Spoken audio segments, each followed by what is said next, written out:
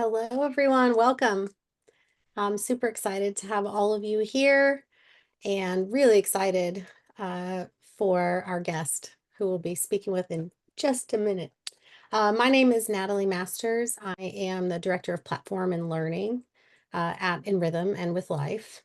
And in case you are not already a part of our community, I'm going to take just a couple minutes to tell you a little bit about it. So, the With Life platform is a thriving global community where now almost 2,300 people from 81 different countries all over the world are coming together to learn and explore regenerative approaches to design, leadership, economics, technology, and all kinds of other topics as we work together to uplift and transform social systems.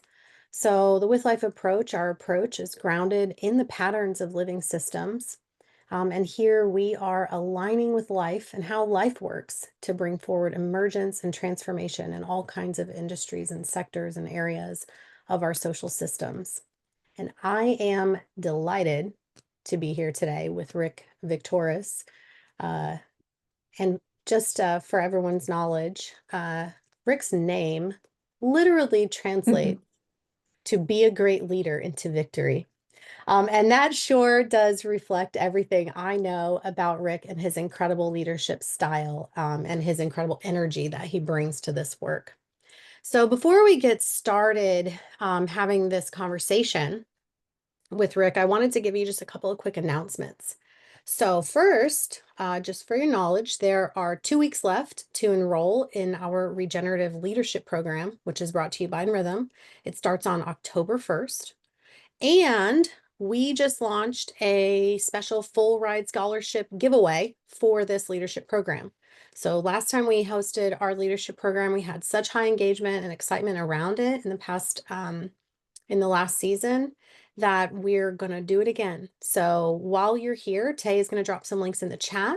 So if you're interested, you can enter and win a chance to, or enter for a chance to win one of 5 full scholarships to the program.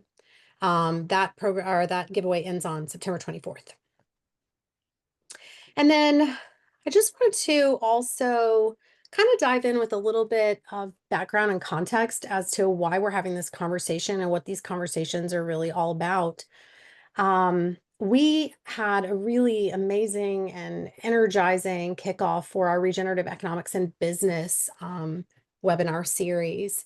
And this is kind of a follow-up to that in some ways. And it's also really a response to directly to what we're hearing in our community, in the With Life community. So there are kind of 3 things that keep sort of coming up and becoming really present in the work that we're doing locally and globally across the world. So the first thing that we're hearing a lot of and really feeling in our community is how meaningful it is for people to connect with others on our platform. You know, people need people, and this community is deeply valuing the connections that they're making with each other and through this platform. So every opportunity that we have to bring connection and to connect on deeper levels, we're exploring that and taking it. And the second one is really all about hope. So, you know, in our community, in our courses and all kinds of different things that conversations that we're having together, we're always talking about what it means to bring this regenerative approach forward in design, leadership, economics, etc. And one of the words that comes up all the time in these conversations is hope. This is really hard work. And at the same time, it seems to give many of us a great spark of hope, and it's pretty beautiful to witness. And then the third note, in terms of why we're here, is that our community shows up and we are unlearning, relearning, and working through the challenge of reframing. What does it mean to bring life to business, to organizational design? What does it mean to transform social systems through regenerative leadership? What does it mean to bring forward a profoundly refreshing vision for regenerative economics? And then as we have these conversations, the next question that comes up is, okay, great, you blew my mind. This is amazing. I'm super excited. Now, what do I do with it? How do I actually apply this and bring this forward? How do I bring regenerative thinking into the business that I'm working in, or into my own leadership or my team? Or how do I bring it into the investments I'm making, or management, or daily operations?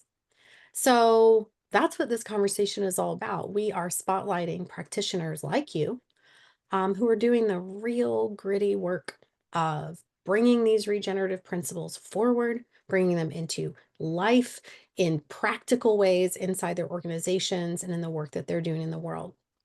So, really, this is all about that movement from theory and really understanding whatever that mindset shift is into actually practicing. What can I do with this? So, these are case studies and stories and conversations. Uh, and Rick, in particular, has done some incredible work. So I have had the true pleasure of getting to know Rick through the work that he's done in our fellowship program this year. Rick has participated in almost all of our design and leadership courses throughout the year. I have been deeply inspired by some of the practical ways that he has shifted his leadership, that he is leading and guiding his team, that he has grown the impact of his work, and the work of of the organizations that he's leading. He has resourced and grown the resilience of Stern Grove and ImagineX through this incredibly regenerative lens. So, um, Rick, why don't you just tell us just briefly a little bit about your role in these two organizations, Stern Grove and ImagineX? If you don't know, I'll spoil it and tell you that Stern Grove is one of the oldest, longest running outdoor free music festival. And so that's what Stern Grove is. But tell us a little bit about your role there, so we can get that context, and then we'll talk about the incredible work that you have done. Of course, and thank you so much, Natalie, for this. You've been one of the most inspiring teachers of my life so far, and so this has been a lovely year with you and the whole nRhythm team and community. This has been so special to be a part of, and I'm so excited to continue the learning and to continue the sharing of what we're doing here and what's been done. And special shout out to other fellows from the program and other ImagineXers out there on the call as well. Thank you so much for being here. Yeah, and so really what I've been doing for the so with Stern Grove, I've been with Stern Grove for 6 years, and prior to that, I started ImagineX about 10 years ago. And so with ImagineX, I was able to really start a business from scratch and grow that business kind of through my own conception. And so there's that. And then with Stern Grove, I came in and joined the organization first as a manager, and then am now a director. And so I'm the director of business administration. And so my experience has been focused on growing a company that I started that's about 10 years old, and now directing an organization that's been around for 89 years. And so I have that experience of both a new organization and then also an organization that's been established for a bit. And so what I've been working on is integrating in regenerative practice, regenerative leadership into both of those organizations. ImagineX has been a bit longer, and then Stern Grove over the past year have been really integrating in regenerative leadership and just conscious leadership. And what I do at Stern Grove is lead the business administration, finance, and HR. And ImagineX is an event production organization. So both of these, you have one, really deeply rooted, long-standing organization, and then you have another that's really, an expression of your vision and creation that's newer. And they're both about bringing people together in spaces, doing events, right? So there's this thematic connection, and yet very different contexts. Yes, yes. And my focus has been deeply throughout both of them on the leadership and the team building and the conditions for the team. The focus in all is how do we create the best possible experience for the team? And then Yep. through that, essentially, the best possible event or production comes from that. And so I've led with that philosophy for both organizations. Nice. So, speaking of philosophy, the first question I have for you and kind of want to get into is around mindset. So, really basic. Mindset is the thing that is such a big part of the work that we do. It's one of the sort of prerequisites, one of the most profound experiences of beginning this sort of regenerative journey into how might we do things differently? How might we bring a living systems approach to the work that we do? And it's also sometimes one of the biggest hurdles to adopting and making the shift, and really finding your own leadership's place. How is it that I want to lead with life? So just, give us a little sneak peek into how has your mind changed? How has your mindset shifted? What were some aha moments that you've experienced in this work? Yeah. Kind of throughout the whole process and kind of through the learning, the big shift for me has been seeing how leadership actually isn't really talked about, in my opinion, enough. And so seeing that in businesses and organizations and communities, that was a big shift for me. Seeing that we should and shifting to this idea that we should be talking about leadership more and we should be helping train up on leadership more and share different forms and types of leadership. From there, it was the idea of how do we, and I had been introduced to regenerative culture and the regenerative culture movement about 10 years ago, and my introduction into that was around the concept of this whole systems perspective, really thinking about everything within the system in order to actually have the system thrive. And so that helped guide me. And then from there, it was the introduction of the concept of more life. How do we bring about more life into everything that we do? And so through years of that, then I was introduced to nRhythm, and nRhythm then really helped me really verbalize and bring to discussion more easily than ever before the living systems lens in it all. I had been Mhm. introduced to regenerative culture, but I hadn't really been trained up on the living systems science aspect of it. And so nRhythm really helped me with that. And then the shifts came even larger, and really one of the biggest shifts has been this lens of seeing the world and seeing our business, seeing our teams as living systems versus machines. So no longer are we able to see our teams, our business, our organization, our world as a machine. We need to see them as living systems. And what's helped me with that, a big shift there, is has been people over profit, really people above all, and then running with that, kind of continuing and growing from there. Um, but in it all, I can say too, one of the biggest things will be this concept, in my opinion, this concept of people over profit, but people above all, people above energy above all has been really the biggest shift. And so how do we then develop systems and frameworks around that? And Rhythm's been really helpful with that. Oh, that's beautiful. So I'm going to echo back a couple things that I heard in that reflection, Rick. The first one is just the sort of intentionality of leadership and the need to bring intentionality to our leadership, to be thinking about it, talking about it, learning about it, practicing it. And I'll make an assumption here. I'll be surprised if you correct me, but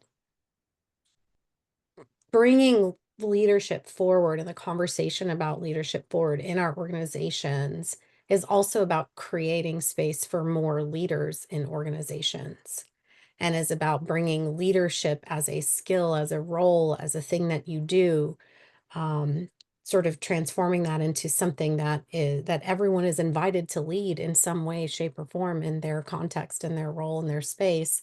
And so bringing that conversation forward um, is one of the expressions of your final note around people first, right? And what does it mean to sort of unleash people potential in your organization and to really honor and respect people above other all else, because people are what makes all the rest of it happen, right? Yeah, and it's real special view to see a leader up level and a leader actually be trained up on leadership. And then to go out there into the world after we've helped them and given them the tools to then go out and bring about leadership. It's a real special view to see that shift. Yeah, it is. The other thing I'll highlight from what you just talked about is really just this living systems approach. And what does it mean to view and operate and lead organizations as living systems and not machines? And so I'm just curious, did you walk into this experience, into the fellowship, into these courses and programs thinking that organizations should run like machines? Or, was that a big shift for you? Or did you come in saying, I don't think we're doing this right, or something's wrong here? And then that was resonant for you, that shift into living systems approach, or just recognizing that, organizations made of people are living organizations. How did that play in terms of your mindset shift? Yeah, I think in Rhythm really helped you with the shift from machine to living system. Prior to in Rhythm and prior to the programs here, I had for years had feelings of something's not working. Why are more and more people getting more power and more people are getting less power? Why are more and more people getting rich and more people are getting poorer? Why, something's not right. And for me, it had always been the team and me believing and operating in a way where if we give the team everything that they need to thrive, that's going to be good and great. And but within Rhythm, it was then I've been able to then bring a scientific approach to it and a scientific lens, a scientific language that's not just based in science, but also in an easily digestible way where we can then learn and then go out and share what we've learned in an easier way than prior to me being in Rhythm. Prior, it was me essentially saying, this is how I think the world should work. This is what I'm seeing. This is what's happening. This is what other people are saying. But I didn't really have a scientific language to bring about into the work. Right. So like we talk in the leadership program, we talk a lot about how change works in living systems, for example, or how resilience shows up in living systems. And when you can really reflect that scientific backing into what you're seeing in your organizations, I think, there's something there that makes it easier to communicate and also easier to apply. So that brings me to kind of my next set of questions for you, Rick. I have been really, really inspired by the work that you have already shared with me and with others and with our community through our showcases and other avenues, just about what you actually have done with all of this in your organization. It's amazing. So I want to really get into that, and really spend most of our time talking about that today. So, people learn this approach, or they learn about living systems, or wow, we could run organizations like living systems and not like machines. And then it's show me what to do with it. How do I apply this? Give me an example. And you have some pretty cool examples. So the first one I want to ask specifically, Stern Grove, the oldest running nonprofit music festival in San Francisco. And if you could just take a minute to paint a picture for us, what did this past season look like through this regenerative lens? And how was that different from how things had been operating before? So when you said, I'm going to bring this regenerative living systems approach to Stern Grove, tell us what happened.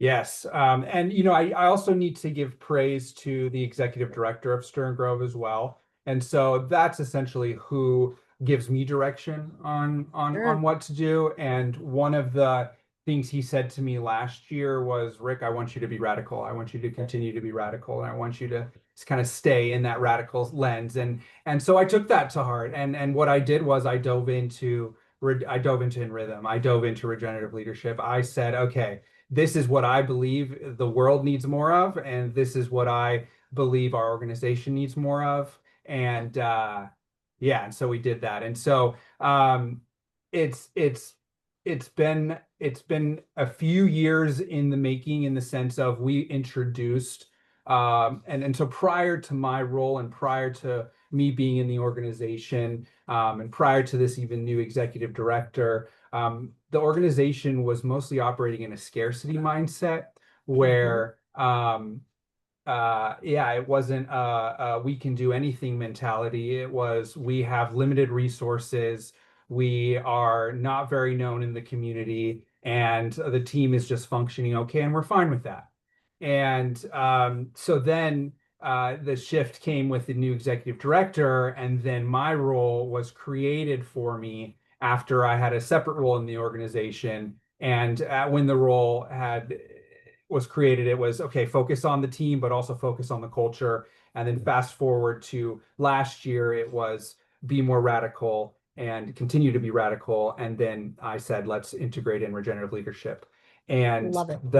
but by way of but to get to regenerative leadership, for us at least, and for what I've seen, we needed to first talk about leadership. And so I bring up the concept of conscious leadership, not as a branded concept, but just the concept of consciously as a team talking about leadership.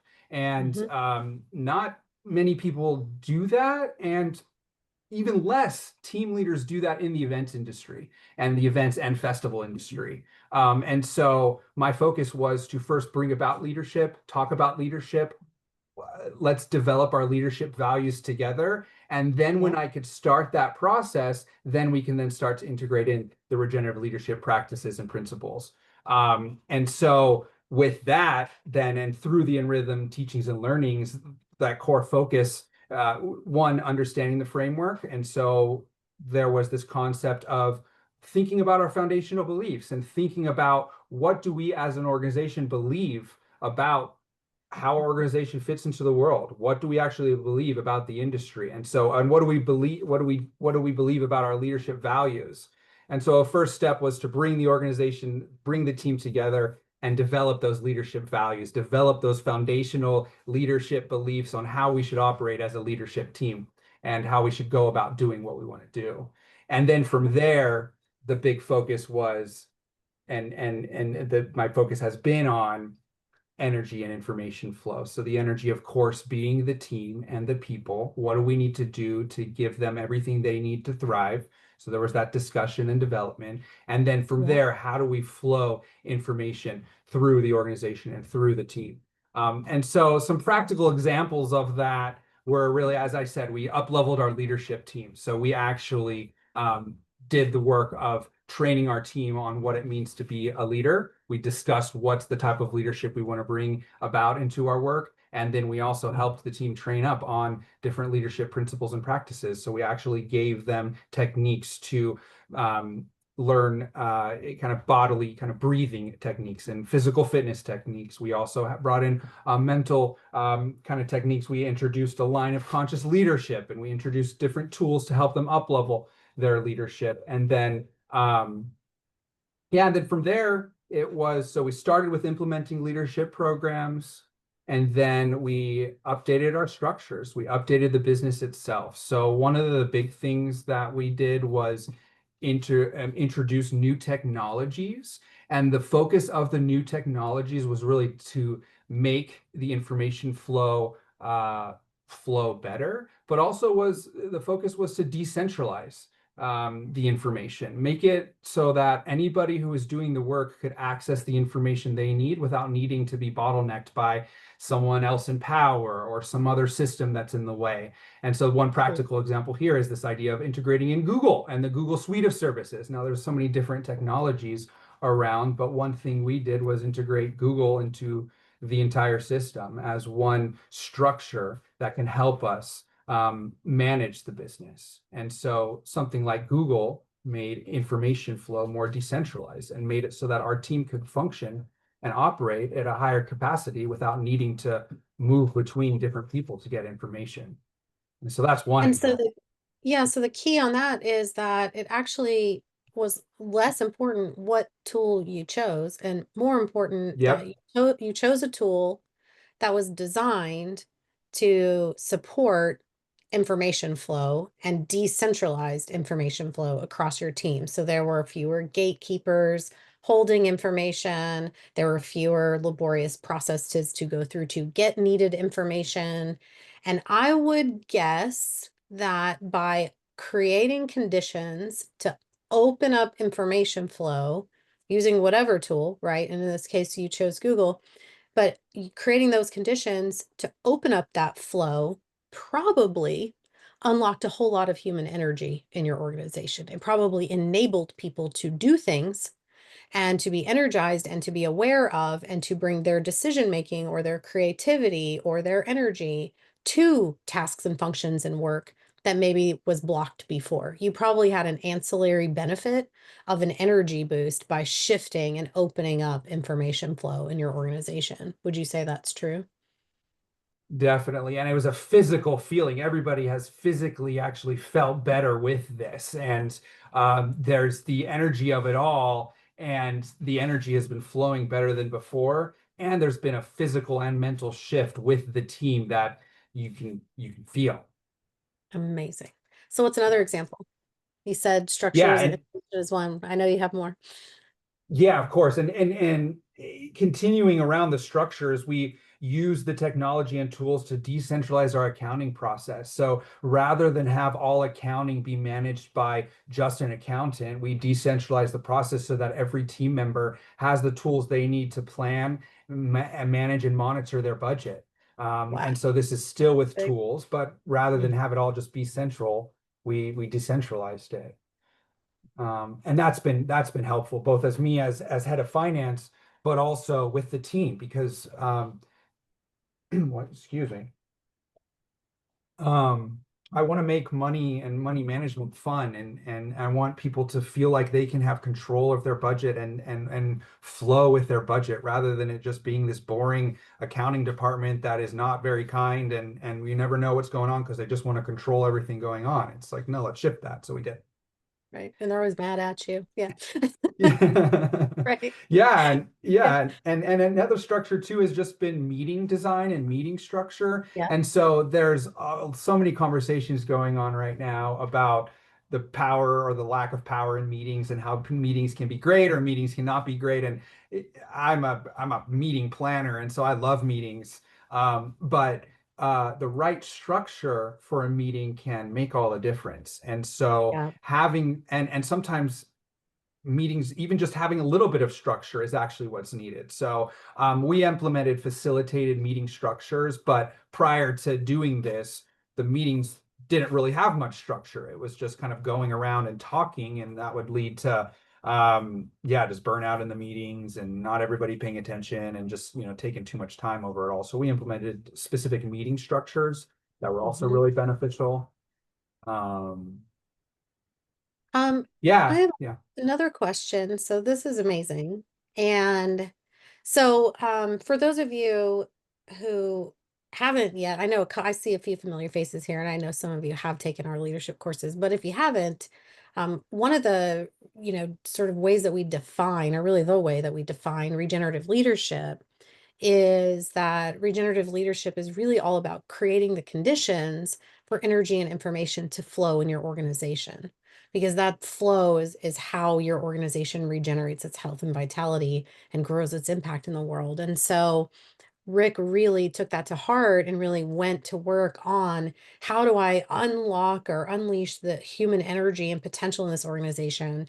How do I create structures around communication and information flow so that so you really became a regenerative leader by saying, what conditions do we need to create to enhance energy and information flow and to make sure that continues to be something that we pay attention to as a monitoring of our organizational health. We know that we're healthy when energy is high and information is flowing. We know that we have issues or challenges when it gets stuck or when energy, falls out the bottom or we get disengagement. So I know that is those are not those are not small things. I mean, you say like we implemented this and we implemented that, and that's amazing. And I also know it wasn't super duper simple to do all of that. So I'm curious, what are some of the challenges or struggles that you experienced in this process? Where did you feel resistance or tension, or did you have to win, your team over, or did it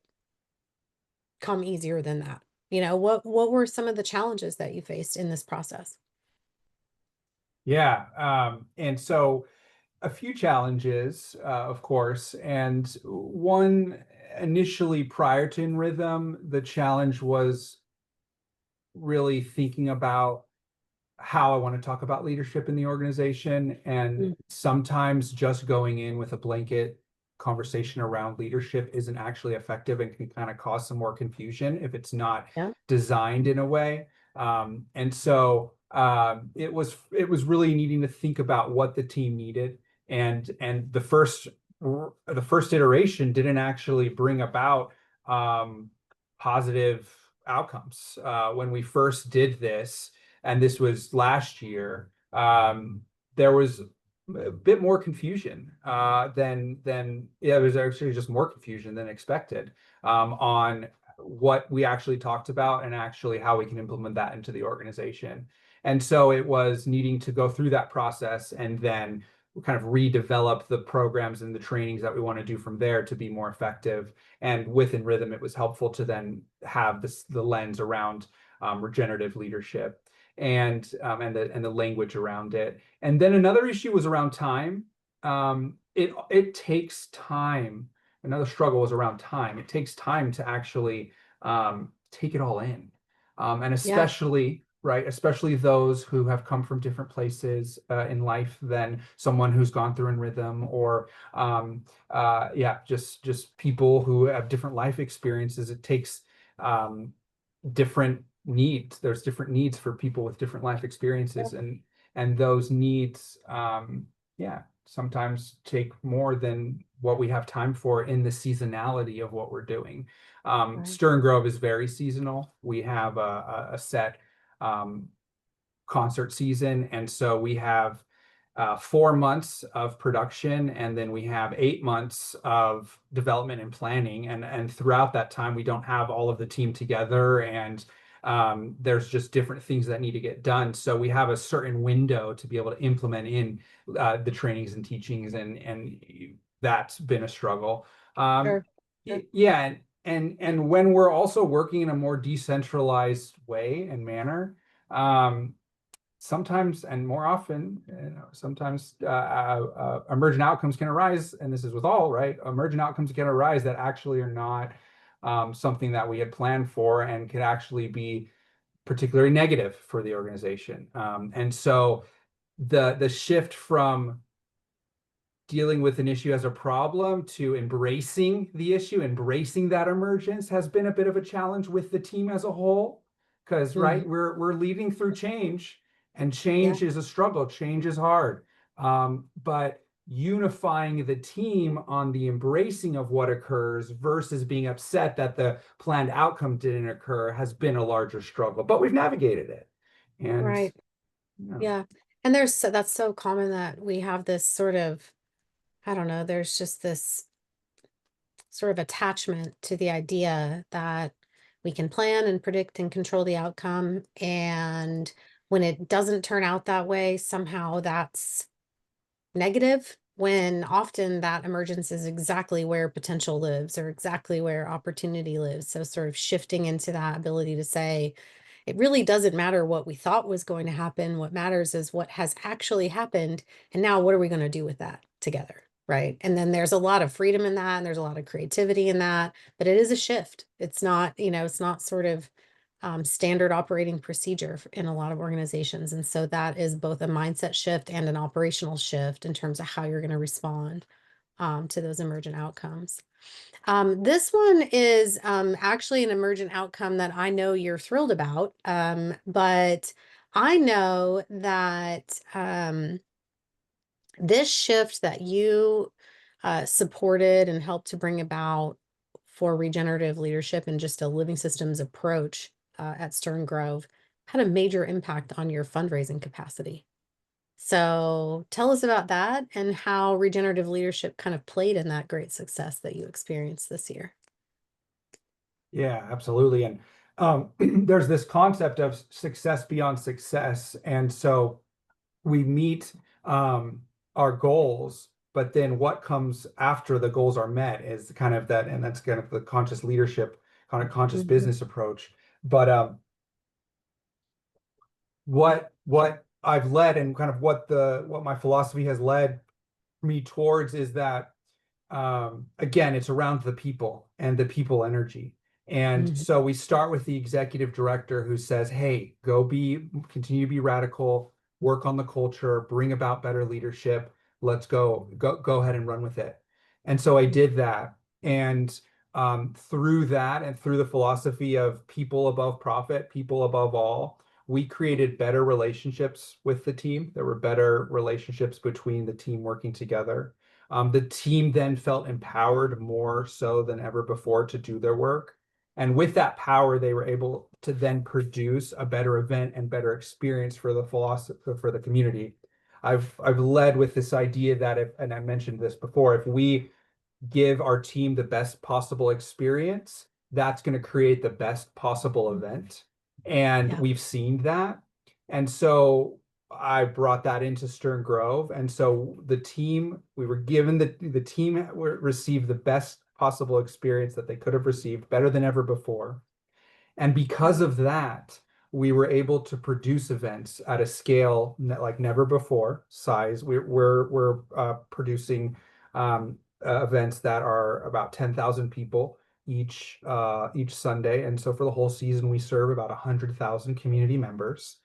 And because the team was functioning at a better experience than ever before, that fed into the event, the production, the product, if you will. And Mhm. because I also want this to relate to industries outside of events, but so this idea of the production, the product, give your team the best possible experience, that was felt in the event, that was felt in the community, and because the community felt it, and because the community saw what we were doing and felt the experience that, and because the nonprofit model focuses on receiving funds from community, because Yep. of that, the community wanted to donate more and the community wanted to give more. And we had some major donors that wanted to give quite a bit more than we've ever received before for a donation. And so we saw that flow of treating the team better than they've ever been treated before, giving them the experience, ensuring that they can thrive, and then that resulted into us raising $1 million more in revenue. But I can't. I'm not taking the credit, all of that credit, because it is again the executive director, it's the development team. But Sure. together, we were able to create the conditions for the team to Sure. thrive more than they've ever been before, and Yep. that we could see that flow from team leadership development all the way through to generating more revenue through our product, through our production, through our program. Sure. That's awesome. And I love the way that you frame that. It is in such alignment with the principles in our, in regenerative leadership and with the framework that, again, regenerative leaders' job, if you will, is to create the conditions for energy and information to flow. And the way that you're defining that, creating conditions for the people on your teams to have the best possible experience, and to be seen and heard and valued and to be decision makers and to have access to all the information that they need. And that elevated their experience, which then elevated their production, which then elevated the experience of the community or your customer, your end customer, right? And that again led to emergent outcomes of, hey, actually everyone's thriving here, so we're all giving more and we're all receiving more. And then you were able to have a huge impact on the organization's experience, what it was like to do the work, and then also the outcome, this festival itself. So that's beautiful. Really, really inspiring. Now you Thank you. I have um a couple, I guess I'll kind of roll these last two questions into one. Um, but you mentioned, and I really appreciate, because not everyone on this call or not everyone in our leadership program certainly is in the event production business, right? Or is even working in nonprofits. So when you talk about, and just the way that you framed that, you're talking about this as fairly broadly applicable, if not universally applicable, right? In that this idea of creating conditions for energy and information flow, ensuring that your team is having the best possible experience and seeing how that ripples out. How would you sort of describe, if someone's thinking, wow, is this whole regenerative leadership thing for me? How would you describe ways, that your experience can translate in other industries, other businesses, other contexts? Why does regenerative leadership matter outside of event production, in particular? Yeah, totally. And yeah, as mentioned, I come from the events industry and that's my background. And there's some lists on some of the most stressful jobs in the world. And at times, event planner or event producer has been on those lists. And so my focus has always been to take care of the stress and to manage the stress in some of the most stressful environments that are out there in jobs. Of course, there are many things that are a lot more stressful than event planning, and I'm only just mentioning this just to kind of give some data. But in general, the focus has been on the stress overall, and how the stress affects the team and the team aspect. And I think that this can relate to any industry because Sure. in any business we have teams and the teams need the tools to thrive. The teams need an experience that inspires them to do their best and to give the best work. And Yeah. where I've been able to navigate the stress in the event planning industry and build regenerative leadership to manage the stress and the issues in the events industry, I do think that we can actually bring these regenerative leadership into all industries with the focus of what does your team need to thrive? How can we create the conditions for a team to thrive? And if an event can do it, if a stressful event can do it, I believe any business can do it. And so that, Sure. yeah. Speaking of that, I am reminded in what you just said, you have shared before this kind of ethos that sometimes goes along with event planning about it's something like the event must go on, at any cost. There's this sort of thing, and how you flipped that around. Because I think you could sub out and apply that to many, many industries. So remind me, how did you frame that? Because it was beautiful when you said it a few Yeah, months ago. totally. And yeah, and the kind of foundational beliefs in the event industry Yep. and in the production industry, the idea has been the production must go on at all costs. We have the saying in kind of theater and in film and in production, the show must go on. And Yep. in reality, is that actually something that we should be following? No, maybe the show shouldn't go on if the people aren't having a good time or the people aren't thriving. And so there's been this concept of production over people. And I Mm, started this with the concept of profit over people, right? And so then we can shift that and we say people over profit, people over production, people over product, people over program, people over everything is, without getting too reductionist about it, but really right. Right. people above Right. all has been the foundation that's helped me thrive in my work. And also I've been able to create a business out of that and help other businesses lead with the simple foundation of people above all. Right. Well, and just pulling that thread all the way back, that is what created conditions for the product production to thrive, for the community enjoying it and receiving it and participating in it to thrive. It was a better experience for the musicians. It was a better experience for people in the crowd. It was a better experience for you managing the finances of the organization because the emergent outcome was that you raised $1 million more than before. So all of those things were not, it's so interesting how often the thing that we're, really hammering on maybe is keeping us from that kind of emergent outcome that you really just fully experienced. It's pretty awesome. Yeah.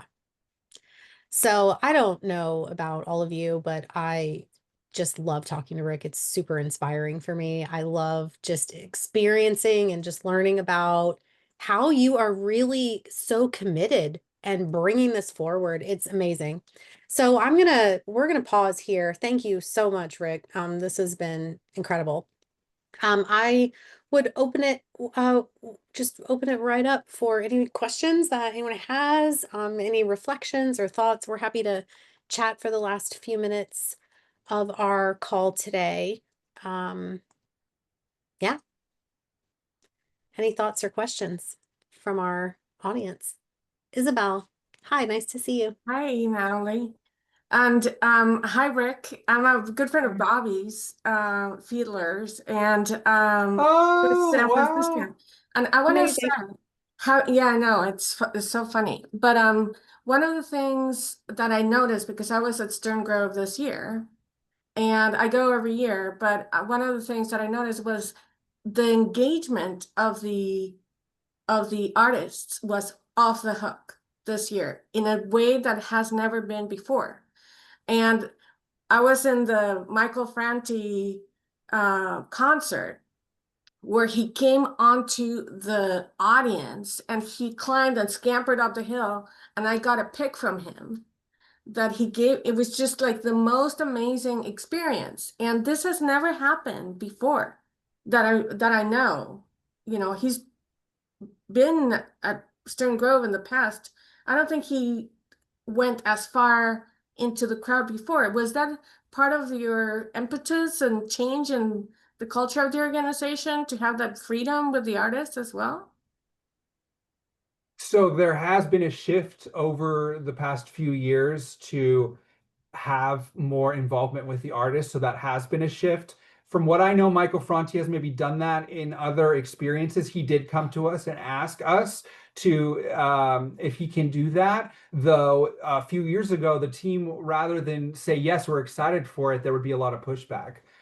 There would have been previously more of a, no, this is too much for us versus let's embrace it, let's have fun with it, let's create something a better experience for the art for the community. I do want to say Michael Franti has had some issues in the past few weeks that we want to just make sure yeah, our Michael Franti is a particular artist that isn't really some good things aren't happening right now. But in general, we have been more open to having artists come in and provide more for the community, which a few years ago there just wasn't openness to it. Awesome. Thank you. Thanks, Isabel. Is it Akash? Yes. Hi. Hi, Great, welcome. great to hear from you and just understand the practice of regenerative leadership. I am from India and I run a nonprofit in the education and employment space called Quest Alliance. And I was wondering about, the regenerative approach to conflict when you also sort of put people, and how do you sort of respond to conflict through a regenerative lens? If there have been any experiences, insights, reflections on that, would be great to hear. Yes, and I can give a little of my experience, and then maybe Natalie, you can give some thoughts Sure. too. Great question. Yeah, great question. For me and for work, it's this shift from avoidance to embracing. That's been really important for me. So rather than avoiding conflict, it's embracing it. And as the role of leader, conflict does arise. And so if we're choosing the role as leader, and I think there can be the conversation of manager versus leader, and I think leadership is a choice, and it's the style of leadership is important, but it's the idea of embracing the conflict versus avoiding has been very helpful. And then from there, it's what other structures can help with that. For me, it's been a code of conduct that essentially everybody on the team agrees to. And then if they break that, and usually conflict arises by breaking the code of conduct, at least in our experience, then we have an easy framework to reference on how to navigate the conflict.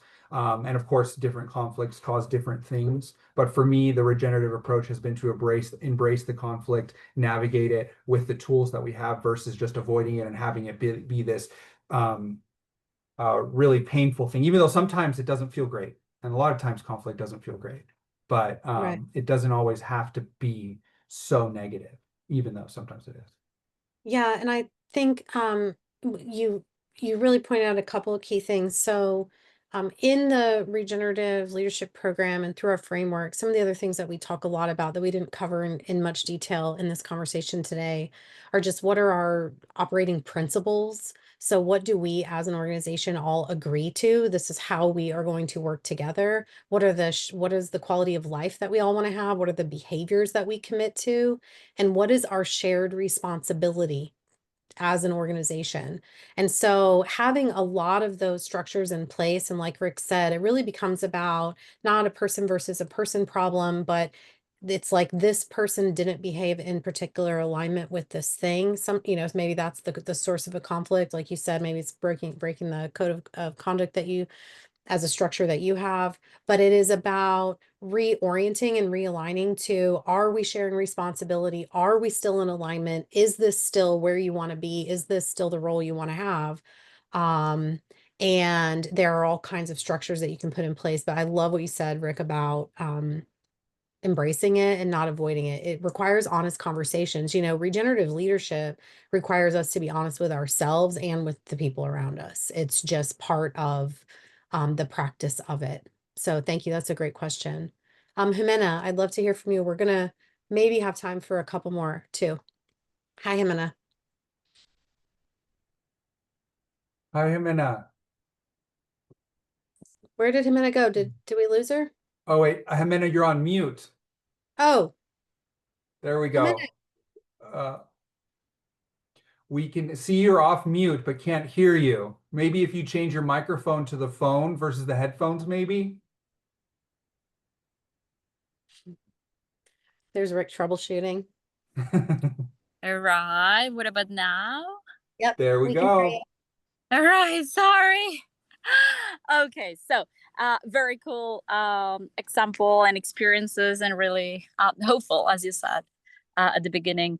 So I'm curious to learn more about your practical experience around translating the principles, the regenerative principles, into actual agreements, structures, procedures that delivers results for the whole team. And yeah, I was wondering, for example, the flow of energy and information, it could have taken different routes, or it could have taken a route, a pathway that actually comes back to the old mechanism, or it could actually could have been a continuous conversation around the 1,000 ways into how we can translate this into practice. So I was wondering, like, what's the practicality behind it to translate it effectively from theoretical principle, to actual living practice as a team? Rick, can I just jump in super quick with a guess Yes, on some of yes. that? You talked a lot about coming together with the leadership team and talking about what your beliefs and values are around leadership, what conversations you need to be having around leadership. And then you talked about designing structures. And I'm guessing that you co-designed those structures with the people in your organization. It wasn't like you showed up with sort of a book of this is how we're going to do it, as much as there was this dialogue around it in the creation of those structures. And I honestly think that might look different for every organization based on how your team is structured, who's there, what their values are, what you're aligning around. Does that make sense? What are your thoughts on that? Yeah, and it varies too. This organization's been around for almost 90 years, and so the structures have been running in kind of in the kind of the same field for decades. And so there's the Yeah. thought of also, yeah, working and navigating that. And so actually it was a little bit of both, where there are current structures in place, and I kind of came in with some frameworks, and I said, we need to change these structures, and we came in with some specific frameworks and flexible frameworks, and then through the teachings within Rhythm, I was able to then bring a more scientific approach to it all. But what's also helped me, Jimena, are these tools and frameworks. And so one, it was first developing kind of the trainings thinking about the outcomes we want, developing the trainings. There was editing and frameworks around those. But then from there, there's little tools that I also brought in. So tools and frameworks that maybe had been developed by someone else, but then I brought them into the organization. And so that has really helped me. One example is there's this book called The 15 Commitments of Conscious Leadership, and they have something in there called the Line of Conscious Leadership. And so that was one tool that I was able to bring in that helps the organization understand what it means to bring about conscious leadership. But that was a year later after coming in with just some very technical leadership frameworks, and those didn't work. And so when I introduced just technical conversation and technical verbiage around leadership, that was a little too over the head. And so we needed to then make it easily digestible. And so nRhythm helped with that, but then also other tools and frameworks with all of that really helped. Sure. We are almost out of time. I have time for one more. Gwen, if you want to pop a question in the chat, we can certainly address it. But Preetam, let's hear from you real quick before we run out of time. Thanks so much. Lovely to see you, Natalie, here. And Rick, thanks so much. I'm a San Franciscan, huge fan of Stern Grove, frequent attendee. You've shared a lot about how you've supported your team, your people. I'm curious, another portion of leadership is about how you respond to crisis, right? And particularly, I'm aware of a few years ago, the significant water and storm damage that Stern Grove experienced.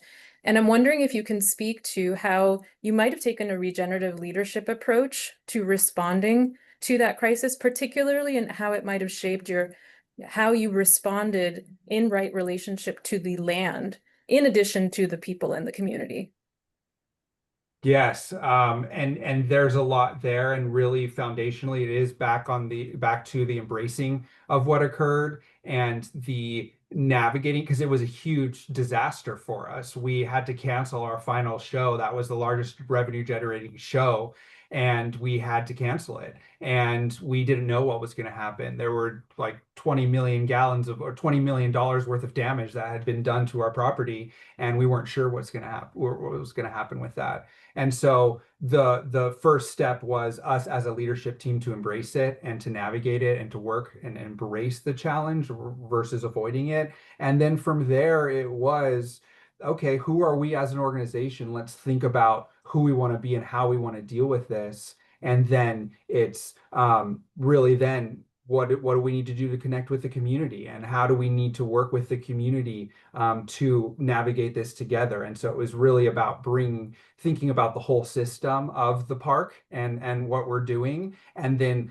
looking at the scale and looking at the holes and looking at where we need to scale to then navigate it together. And so that meant we needed to work at the scale of our team. We needed to make sure that our team was okay embracing the challenge. We needed to work at the scale of the city. It was a city commission that caused this damage. So we needed to navigate that. And then for the community as a whole, we really needed to then look at, wow, we weren't able to provide this gift to the community for this year. What were we supposed to do there? So it was one, the embracing, and then it was circling back to our foundational beliefs and how we want to navigate, how we should navigate that as an organization. And then from there, it was then, okay, how do we then connect with all of the different holes that we need to connect with on different scales? Beautiful. Thank you, Rick. Thank you. We are just about out of time. I wanted to just quickly remind you, if you are interested, join the giveaway. There are 5 free seats to the upcoming Regenerative Leadership Program available through that giveaway. It runs through the 24th. You can also just learn more about the program itself. Tay put the links in the chat. And Rick, I just, again, thank you so much. You're really an inspiring leader, and I learn so much from you every time we talk. So I really, really appreciate it. And just your willingness to be here and share. And thanks to all of you for being here. Gwen, we will, I'm going to grab your question and send you a message so we can continue the conversation. Yeah, thanks everyone. This was great. Really appreciate it. Thank you so much, Natalie and everyone. Rick. Thank you all for joining us. Have a